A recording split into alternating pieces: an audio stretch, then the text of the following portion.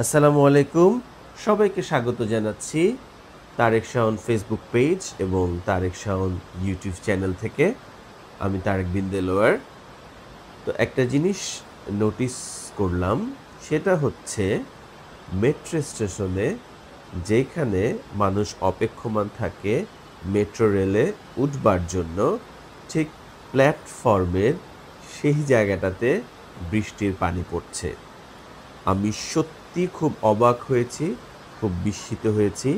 আমি জানি না এইটা কি ইচ্ছাকৃত এভাবে ডিজাইন করা হয়েছে যাতে করে এখানে বৃষ্টির পানি পড়ে, নাকি এটা একটা ডিজাইনের ভুল, যেই ভুলের কারণে এইখানে বৃষ্টির পানি পড়ছে।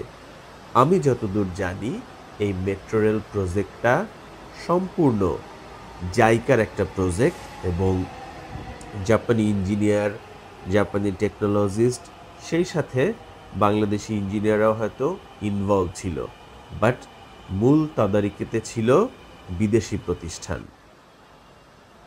এই জিনিসটা কোনোভাবেই আমার কাছে অ্যাকসেপ্টেবল মনে হচ্ছে না।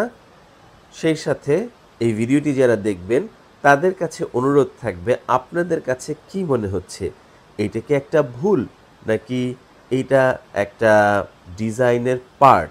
বিদেশে অন্যান্য জায়গায় কি এরকম হয়ে থাকে, নাকি বাংলাদেশের ক্ষেত্রেই এই জিনিসটা হয়েছে, এটা ব্যতিক্রম?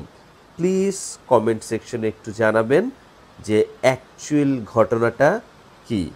আর যদি এটা একটা ডিজাইনের ভুল হয়ে থাকে,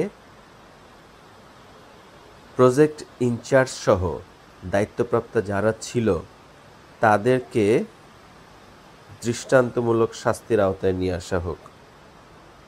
দেশের গুরুত্বপূর্ণ একটা প্রজেক্টে এইরকম ধরনের মেজর ভুল, এটা কোনোভাবেই গ্রহণযোগ্য নয়।